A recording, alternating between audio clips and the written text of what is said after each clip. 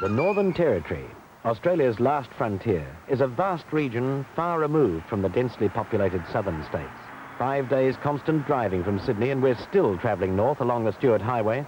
Our destination, Darwin. It's August, the middle of the dry season, and we're about to begin an exciting and adventurous journey along the northern coast to the little-known islands of Arnhem Land.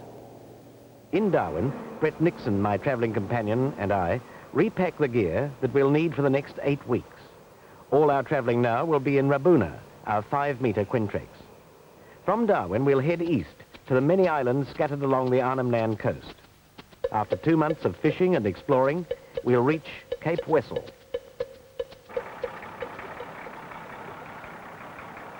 Darwin's Fanny Bay provides a peaceful setting for our launching.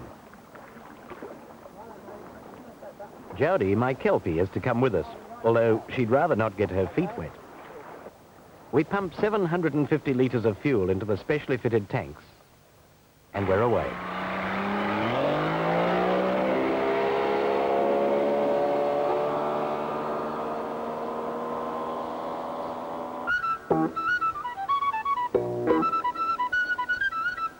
We can carry only a limited supply of provisions, so Brett and I soon begin the constant task of finding food.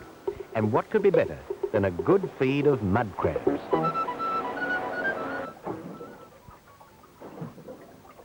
A fish suspended in the net will attract the crabs and they'll tangle in the fine mesh.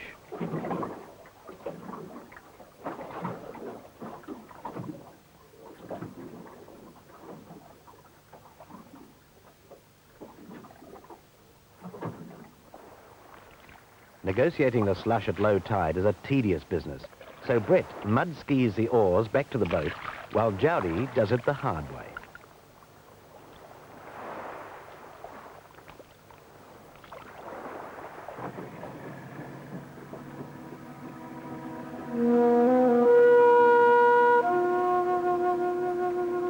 The giant crabs come out to feed among the mangroves on the rising tide, and we motor along the coastal estuaries looking for a likely place to set our nets.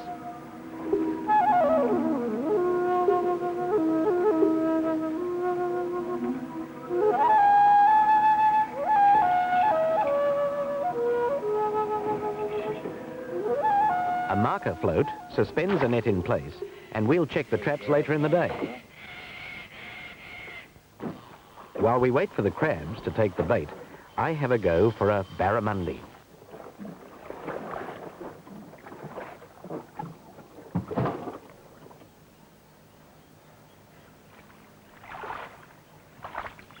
This is the way I like to cook fish, straight onto the hot coals.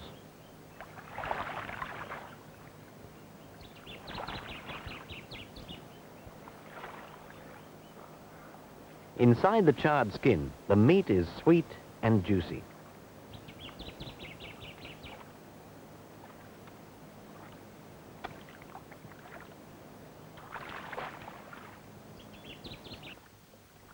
We go round the traps at high tide, and we're not disappointed. The crabs, exhausted in the tangled nets, are safe to handle. I have to see it.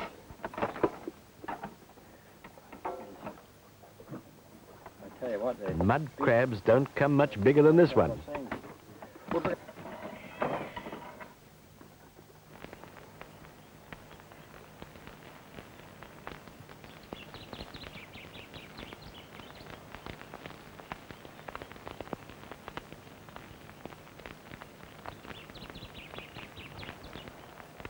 And what a great way to end the day.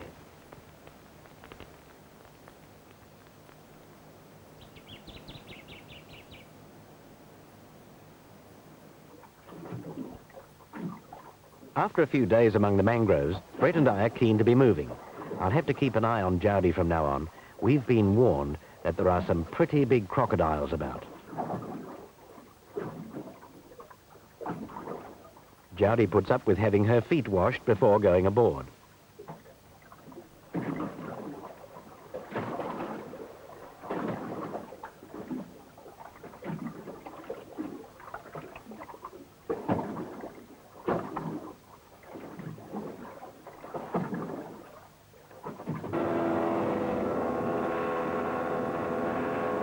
The prevailing winds increase, and we're forced to seek shelter in a delightful tidal river on Melville Island.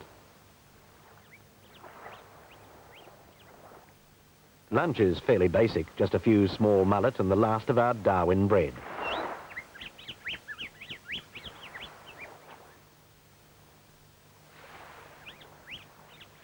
Brett assures me that this is the way they make toast back home on the cattle station in the Kimberley.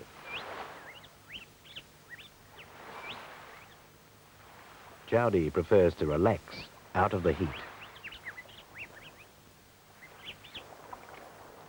The strong wind keeps us in the creek for days, but there's plenty to do. It's always a thrill to catch fish this way.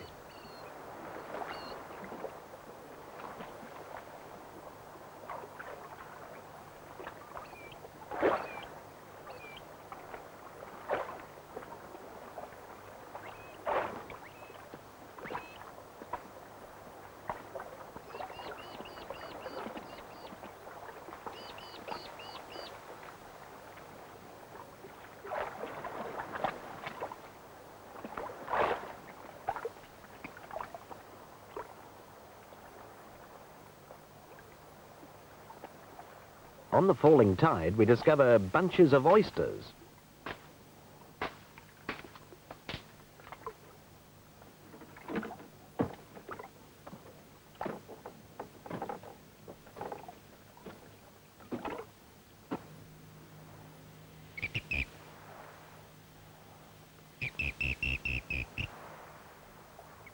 A minute or two on the coals, the shells open, and they're ready to eat. Small sharks cruise the shallows. They're good eating, and it's always a challenge to hunt them.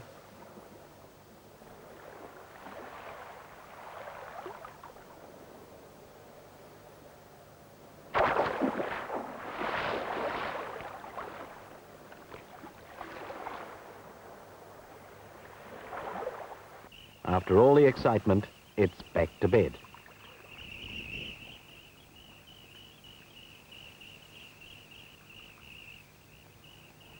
I startle a small dotterel, and on closer inspection discover that it's nesting. The broken wing ploy is typical of this species as it tries to distract me from its nest. The eggs are exceptionally large for such a tiny bird.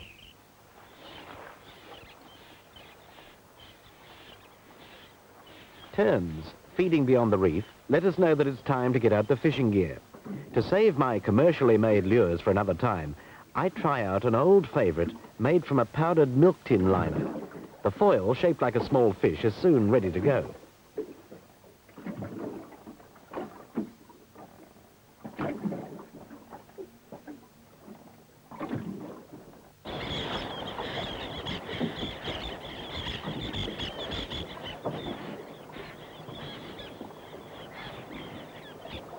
The surface boils as the fry panics ahead of the bigger fish.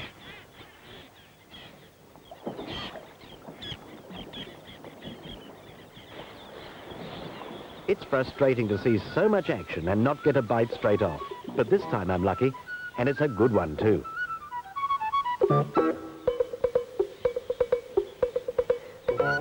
These queenfish, or skinnies, as they're often called, put up a good fight.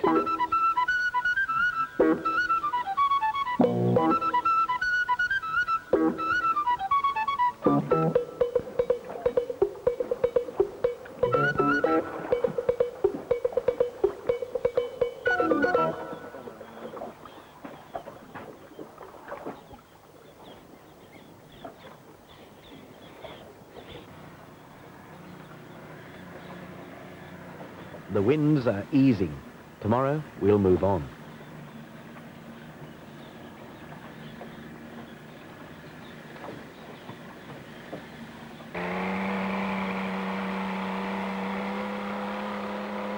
On the falling tide, we pull up behind a rapidly emerging reef.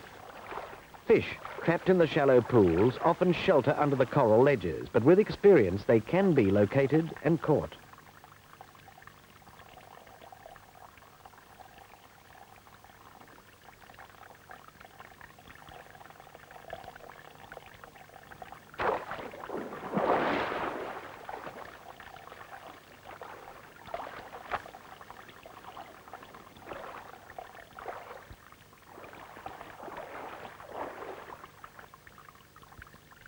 Danger, too, lurks around the rocks and coral, and we're careful.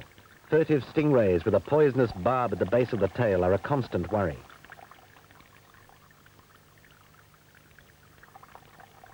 In 1964, on my first trip to the territory, I did some crocodile hunting, but now I'm keenly interested in the survival of these splendid animals. And as we push on towards the Wildman River, I'm on the lookout for signs of the reptiles. Since their protection, their numbers have increased. Anchored in the mouth of the river is the Heron, a battered barramundi boat owned by Tony Spinella, one of the territory's oldest barramundi fishermen. Tony pioneered the fishing industry along the coast back in the 50s. It's a tough, rugged existence, with back-breaking work for months at a time, night and day, whenever the tide is right, constantly seeking the elusive barra.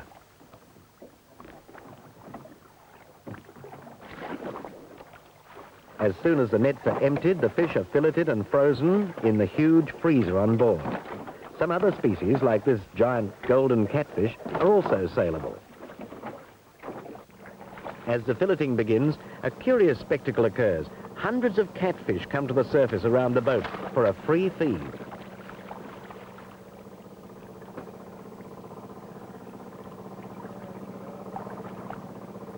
The catfish, familiar with the boat's routine, appear as soon as the men arrive back from checking the nets.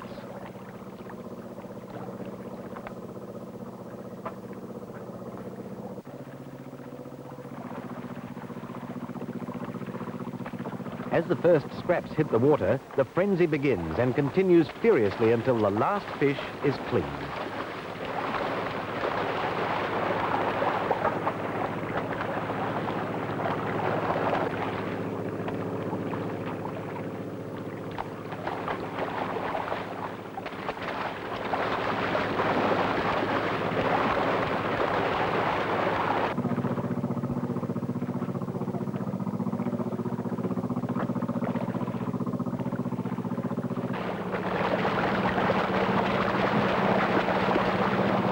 Never have I witnessed such a performance.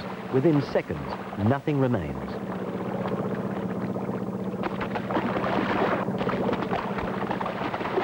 Intrigued by the ferocity of the seething mass, Brett dangles a scrap above the water. So tenacious are the catfish that they will not let go until the very last moment. The species is commercially useless, so they grow fat with impunity beneath the fisherman's boat.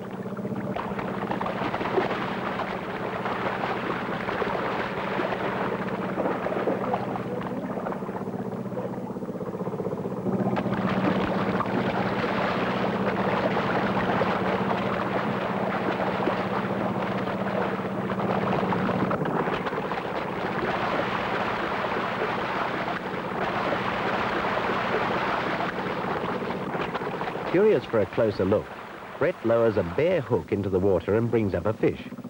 Catfish must be handled with caution. The venomous dorsal and pectoral fins can wound painfully. The long, whisker-like feelers give the fish its common name.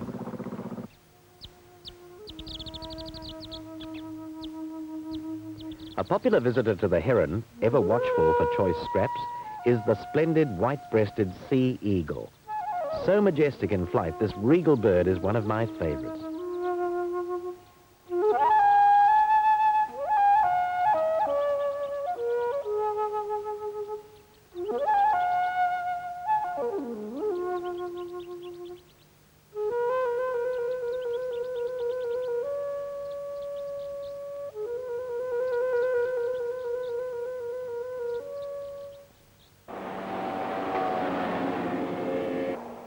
We motor up the Wildman River looking for crocodiles. Tony tells us that a number of potential man-eaters have been stealing fish from his nets, and we're hoping to spot them.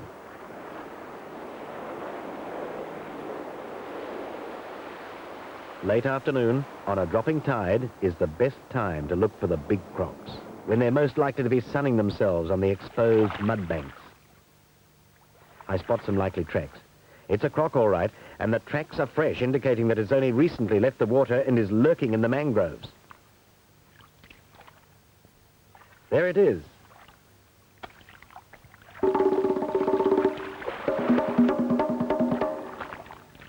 It checks my position and disappears. And that's a really big croc.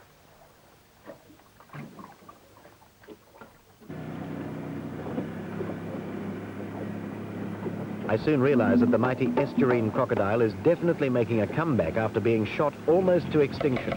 Within an hour, we see dozens of these prehistoric monsters.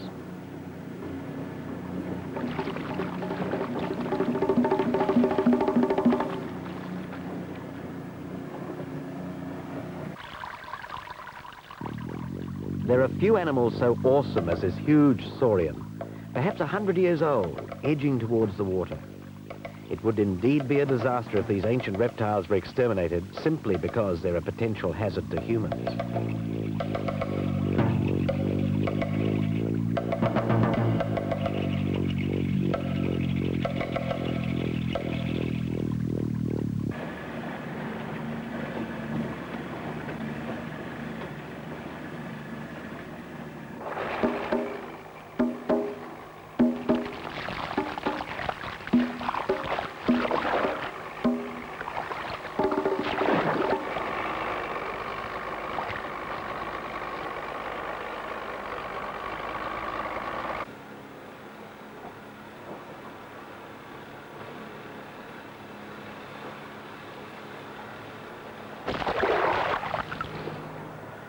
The pop-eyed mullet, an abundant source of food for the barramundi and young crocodiles, spend their entire lives in a state of total panic.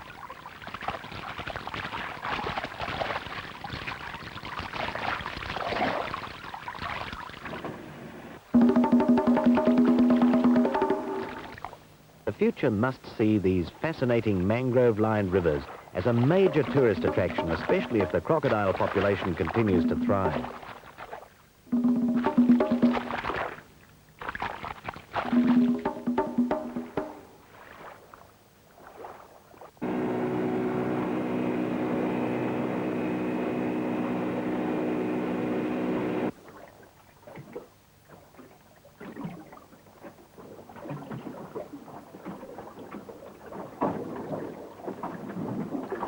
The crocodile has an unnerving habit of disappearing without a trace beneath the murky water.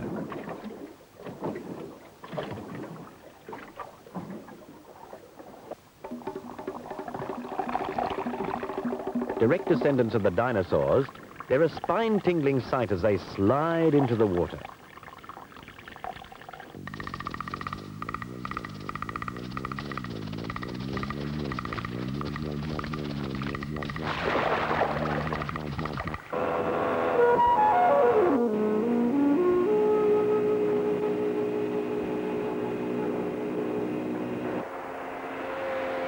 The days pass and we continue to explore the interlocking river systems.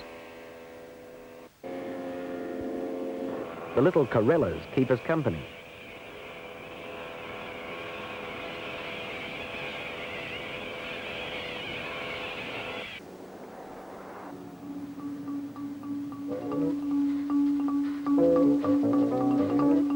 On the really high tides, we're able to leave the mangroves and negotiate the channels out across the coastal plains.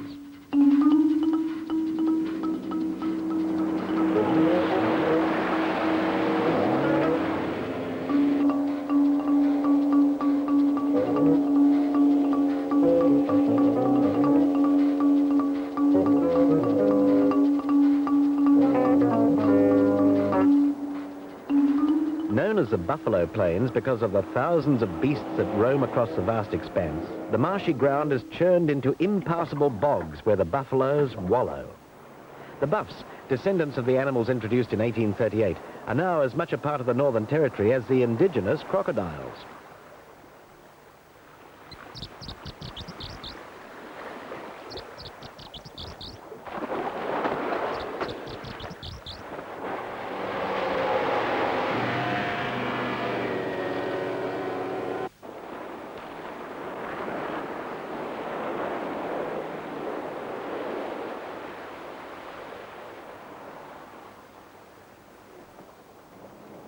On the way, we call in at Port Essington, looking for evidence of one of the territory's earliest colonies. After several attempts at settlement, a township was established here in 1838 with the intention of making it the capital of the North and a great commercial centre. Like so many other abortive attempts, Port Essington was abandoned within 14 years. The scattered ruins show that buildings of substance and quality had been erected, and one can only imagine the isolation and hardship of this ambitious venture. Water buffalo, imported from Asia, were released here when the settlement was abandoned, and their descendants now roam the north in plague proportions. Here's a crumbling kiln.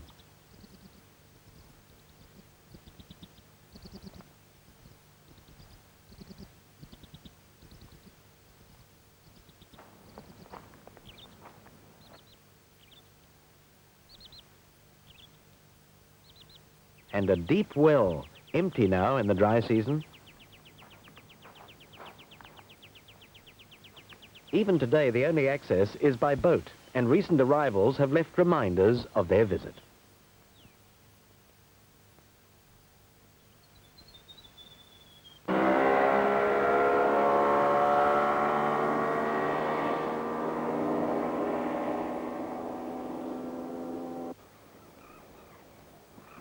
Travelling east, we arrive at Mission Bay on Croker Island. In 1964, I worked here among the Aboriginal people, and I'm delighted to meet an old friend, Jimmy Jambalula. Nobody knows how old he is, but he remembers the Macassan traders who regularly voyaged to Australia until the turn of the century. We talk of the early days and the changes that he's seen. Never again, he laments, will they build a dugout canoe like this one. I feel the canoe should be in a museum, not rotting here on the beach.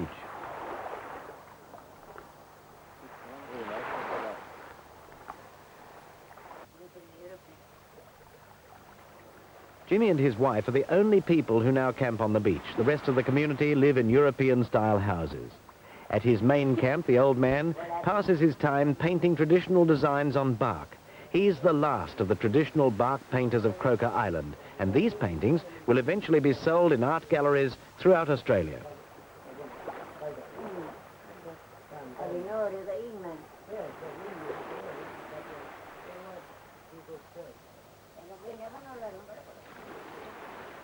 His wife Jilky is never idle as she weaves beautiful pandanus leaf baskets for the tourist trade in Darwin. It saddens me to watch the last of the old people. With them will go many of the traditions of their tribe.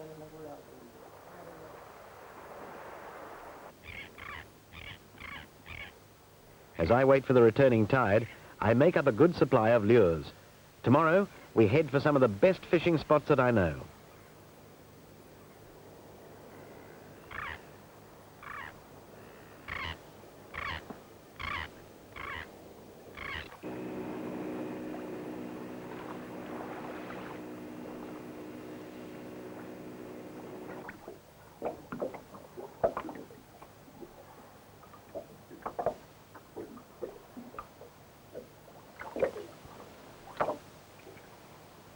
Well, you can't get the big ones every time. These are just the right size for lunch.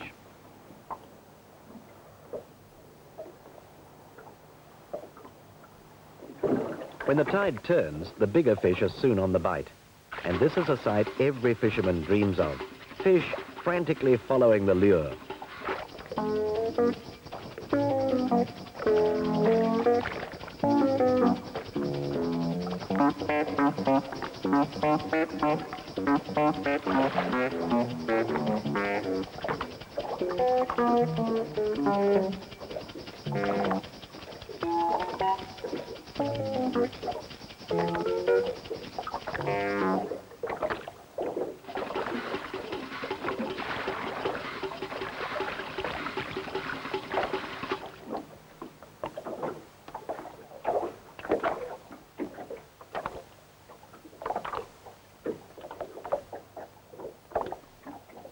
Schools of trevally keep us really busy.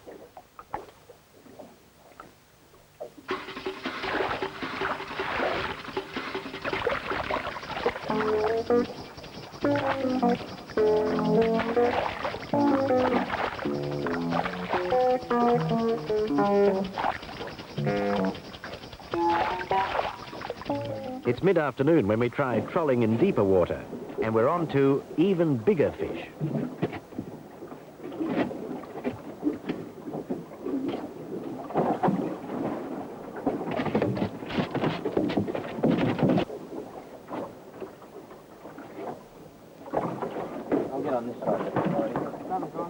Brett lands a barracuda, and it's obvious why this fish has such a fearsome reputation. At the end of another great day, I unload our catch at Mission Bay. Jimmy and his family are pleased.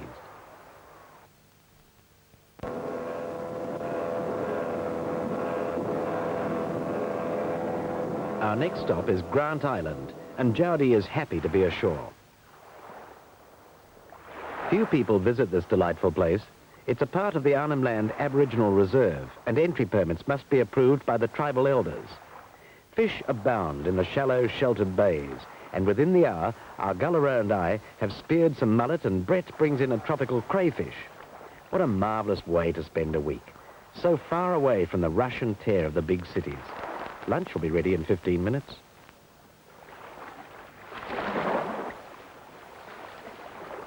With ease and skill, our Gullerer hand nets a good catch.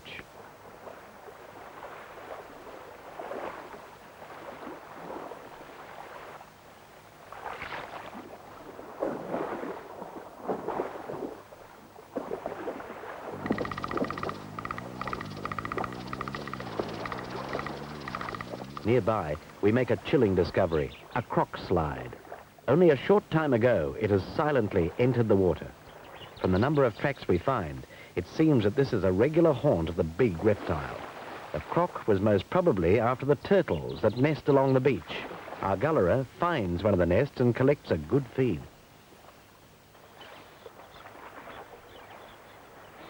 As the day ends, we work our way towards a small creek to shelter for the night. Our Gullerer can never resist another mullet, and once again, it's fish for tea.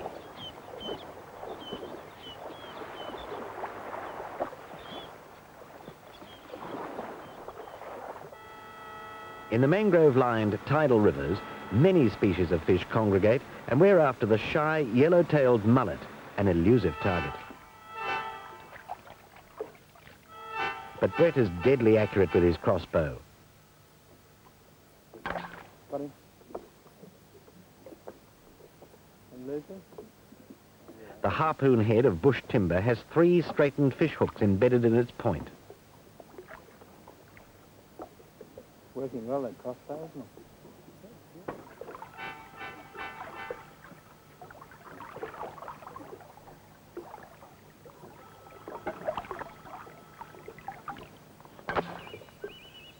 Got him. Take the point. Yeah, that's nice.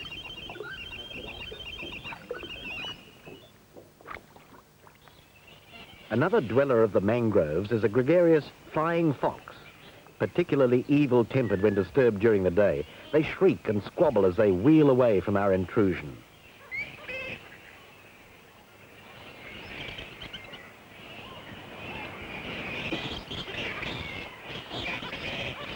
This bat merely moves to a higher vantage point and, unperturbed, settles down to sleep out the afternoon.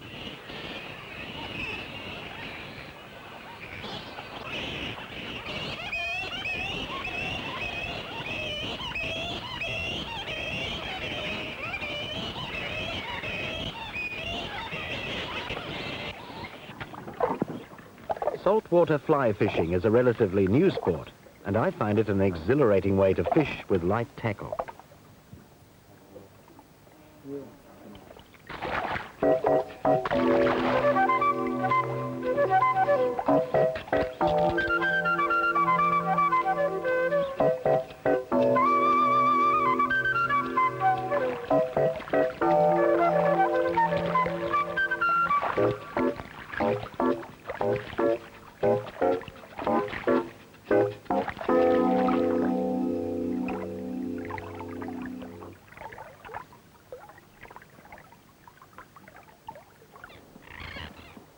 I hate sand in my swag, so Jowdy has to put up with having her feet washed whenever we pack up to leave.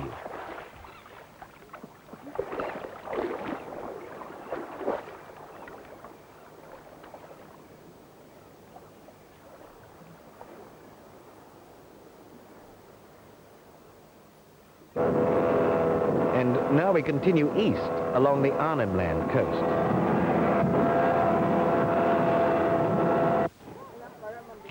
All our fuel supplies were sent in months ago, and here at Elcho Island we fill our tanks. The props are continually changed according to the load carried. This way we achieve maximum efficiency.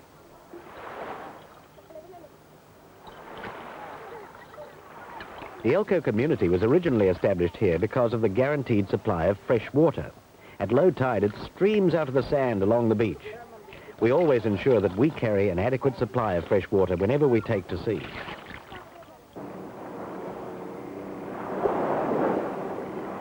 We head towards the Wessels, a chain of narrow, stony islands stretching north towards New Guinea. These islands, among the most remote in Australia, are a part of the Arnhem Land Aboriginal Reserve.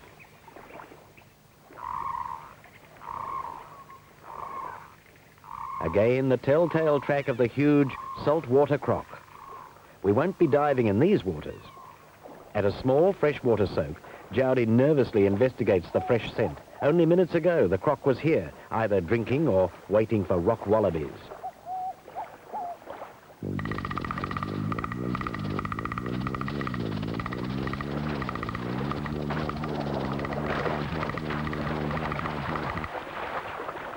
We can always find some mullet for a feed, and I get a charge out of catching them with a hand spear and a woomera.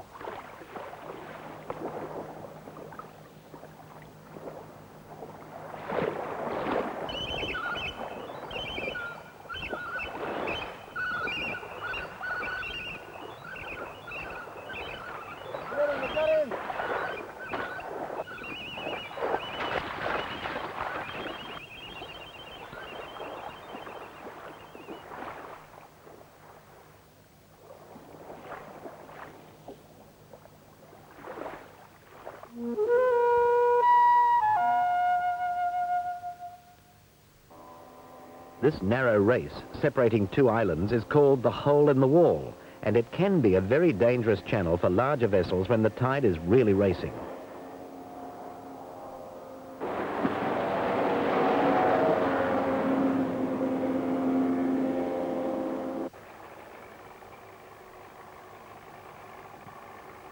Travelling slowly to appreciate the rugged beauty of this unique place, I'm shocked to see graffiti left by sailors.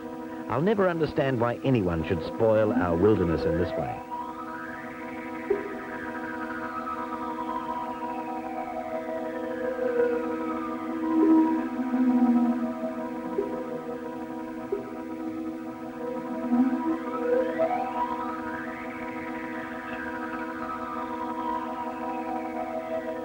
At low tide, a special treat can be found under the rock ledges. This is a particular species of oyster that grows to the size of a saucer. They're so big that Brett collects a good feed in no time.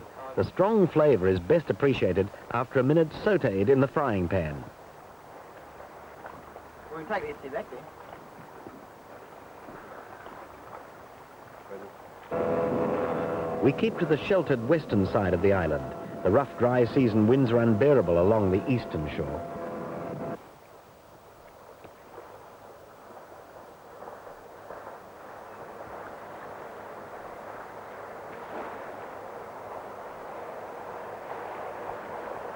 At last, my favourite bay, at the bottom of Machinbar, the most northerly island. I first visited this idyllic inlet in 1964 to salvage a lugger wrecked during a cyclone. We camped on this beach for 4 weeks. The sand is the finest I've seen anywhere. I wandered down the beach to a spot I remember well. Here the Dana Maria was thrown up on the sand during the big cyclone of '64. When the crew was rescued, the lugger was left until the dry season. Then I returned with the owner and a team of Aborigines to refloat the stricken vessel.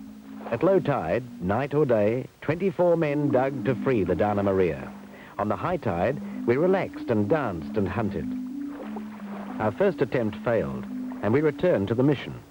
Later, 6 of us came back to Machinbar to try again. We dug a channel to the sea, repaired the broken planking, and slowly inched her down the beach on each high tide. After an exhausting month's labour, the Dana Maria was freed and towed back to Elcho Island for extensive repairs. Sadly, a year later, the Dana Maria was completely wrecked in another storm off Queensland. I'll never forget the hardships of that operation. But now, it's back to more leisurely pursuits, tempting the fighting queenfish.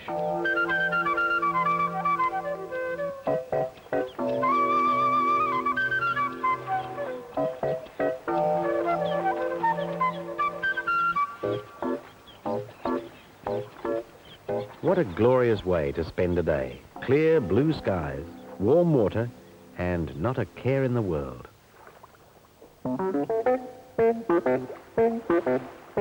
Armies of small soldier crabs skitter along the beach at low tide, extracting organic fragments from the sand, leaving neat, tidy pellets behind them. Unlike the sideways movements of other crabs, these walk forwards.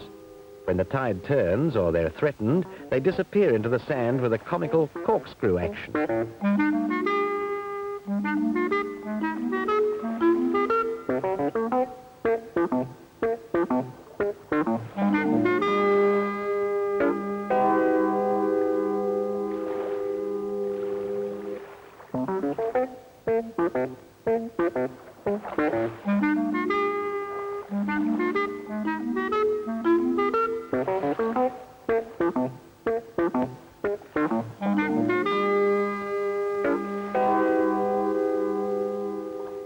Further up the beach are the holes of the ghost crabs. If you have the patience to dig for them, they're exceptionally good bait.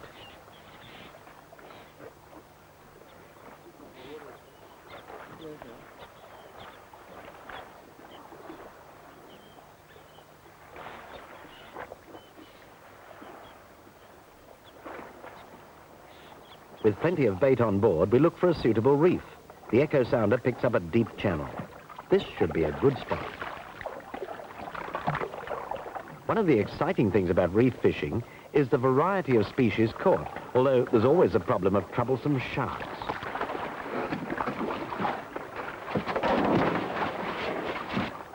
These red snapper are a superb table fish.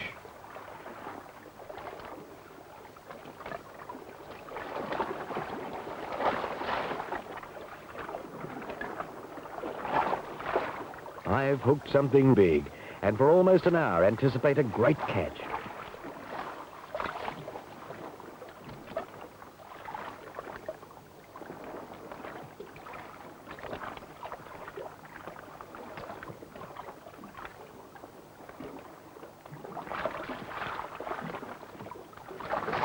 A sleepy shark breaks the surface. The line snaps, and it's all over. Ah well, there's always tomorrow.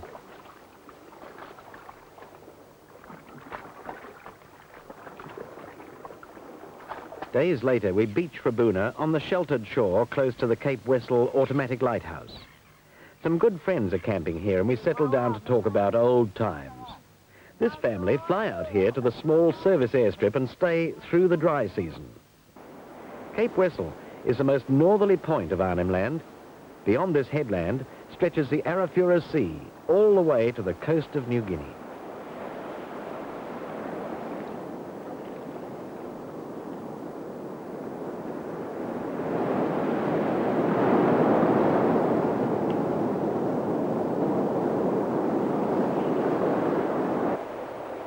This small canoe, flotsam from New Guinea, is now used for turtle hunting.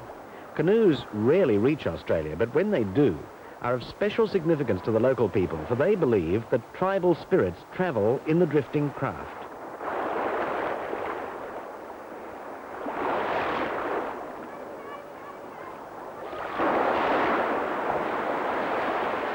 This wreck was abandoned by Vietnamese refugees who mistakenly thought that they'd reached Darwin and beached their leaking boat. The regular coastal surveillance planes spotted them and they were soon rescued. The coastal patrols are constantly on the lookout for refugee boats and drug smugglers.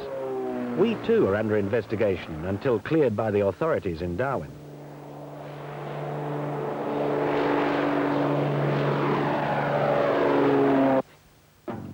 Larrabee is after stingrays, a favoured food.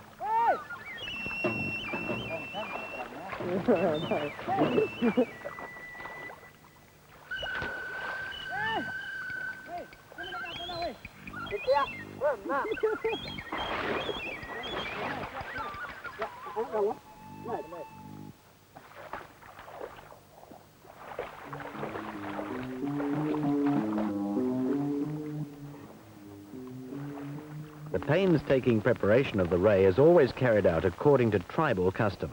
The fish is placed on the fire and cooked well.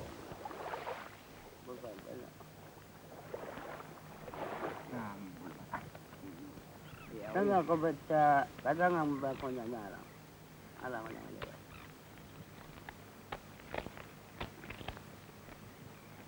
Tak mana yang. Bari mah.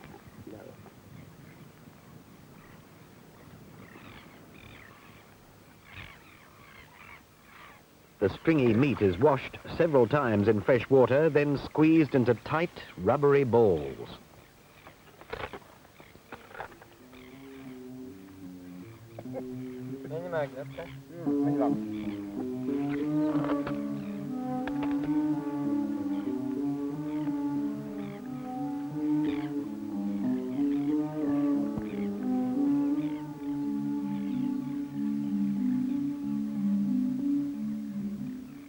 Days pass as we explore Machen Bar with Larrawy. Further up the beach, he shows us a number of huge crocodile tracks heading over a large sand dune. Follow the tracks, he urges, and you'll be amazed.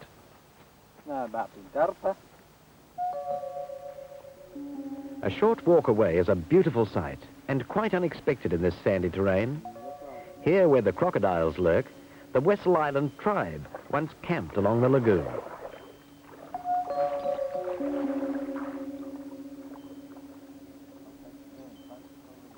Always conscious of the need for a balanced diet on these extended journeys, I'm soon off collecting my greens, but I'm reluctant to venture too far from the bank. We stay among the lilies, where the approach of a croc would be easily detected.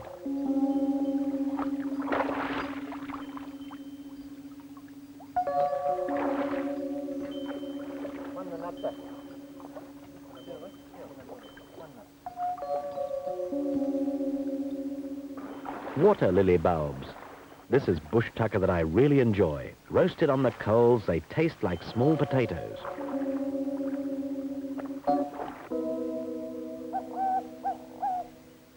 We set off for a cave hidden deep in the interior that I visited 15 years earlier. It was a fascinating discovery that has intrigued me over the years, and I've always planned one day to return. Beneath this ledge is the pictorial record of the impression made upon the Aborigines by the sailing ships that must have passed this way in the early days of European discovery. For tens of thousands of years, the Aborigines had lived in isolation on these lonely islands. Then came strangely clad men in huge boats.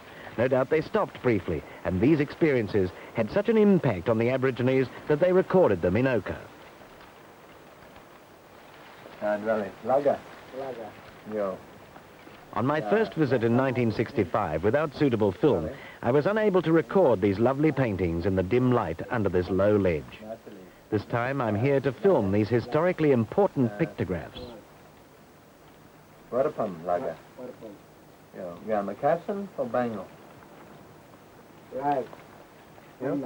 Nobody is really sure of the significance of these uniformed figures, but we do know that the Dutch and Portuguese passed this way, and more recently Matthew Flinders and the Pearlers sailed these waters.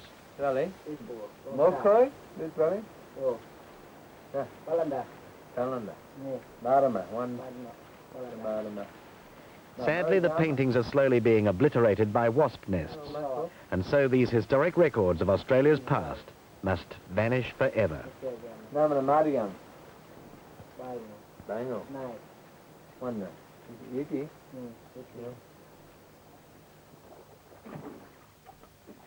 It's now 2 months since we left Darwin, and Jowdy has adapted completely to her new lifestyle. She even enjoys getting wet, and my swag is still her favorite camping spot.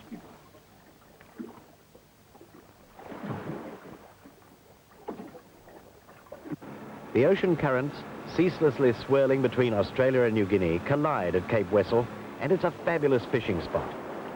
As I'm landing at Trevally, a Spanish mackerel takes another lure still in the water.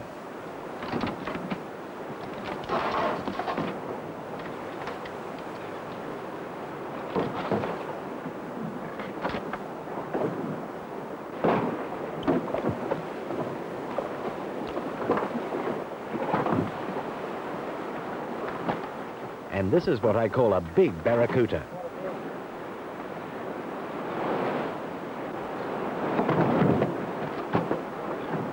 With an unseasonal change in the weather, the fish suddenly go off the bite.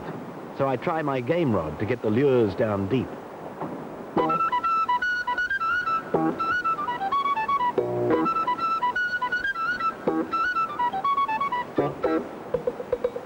A good-sized queenfish puts up a mighty fight.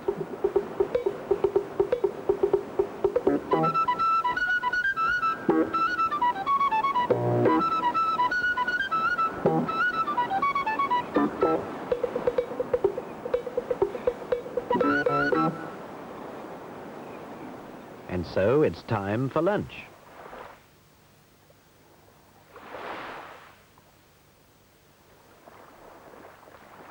Brett organises a really good feed before we leave Cape Wessel for the last time. We pack our gear, Jowdy cleans up the campsite, and already I'm planning my next journey to another wild and rugged place.